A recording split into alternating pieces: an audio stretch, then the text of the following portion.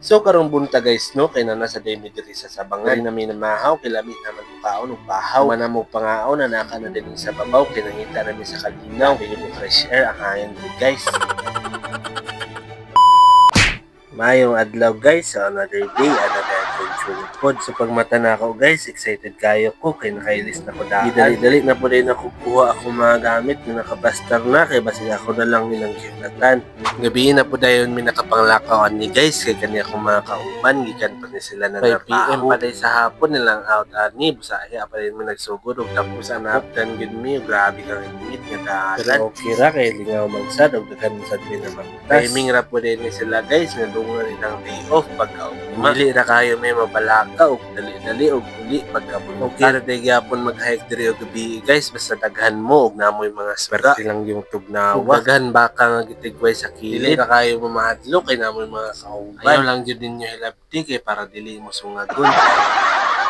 Pag-abot na mo, kikitaan na din na mamong 10 kay para makapahulay. Duhara na ka-10 tamong gidala kay pitura man mi. Masigo ramen diri kay magtindog ramen mi matulog.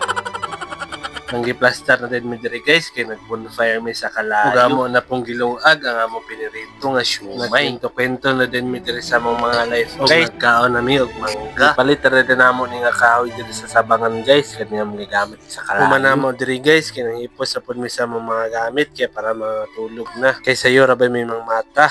A few moments later. Sayo pa day kini sa bunta guys, musangit-ngit pa. Sayo may nakakamata kay perting tugnawa. Iya na may bukod og habol kay grabe ka tugnaw. Medyo mingaw day karon diri guys kay ting naginahinay na din mig iya pa ingon sa CR kay para makaihi kay na. Medyo layo-layo para ba dili day mo mabalaka kung kahion mo or kalibangon mo diri guys kay naay CR. Kailangan lang ninyo magbayad pero okay ra kay natiman man. Humana mo pangapi gitak-ang na day namo ang mga lutoon kay para makapamahaw. Medyo ubay ra ba gyud niya mo lutoon diri. Salamat sa Ginoo puri buyat. Itabangan na din namo luto diri kay gutom naman. Gidungan-dungan na namo og luto may gani kinadala sila og extra butane. Wala din mi kadala og pangbali sa hotdog guys. Basta amo na lang ning gigamitan og kapangyarihan. May gani kay nailuwag pang ukay sa adobo. Dati ra ba gyud ning lamia kay lami kay pagkatimpla. Na marinate na po siya. Gibirahan na din namo ang hotdog, adobo, ug pansit canton diri guys kay mga ligo na. Pero ay ha may mga tugubos guys amo sa ni sugiton diri sa babaw. Nagsuroy-suroy sa demi diri sa babaw guys kay nagtanaw-tanaw mi sa mga view pertig yung nindota diri ug grabe ka hangin. Timing ra pud gayo ni karon kay walay init dili ra kay may mga sunog.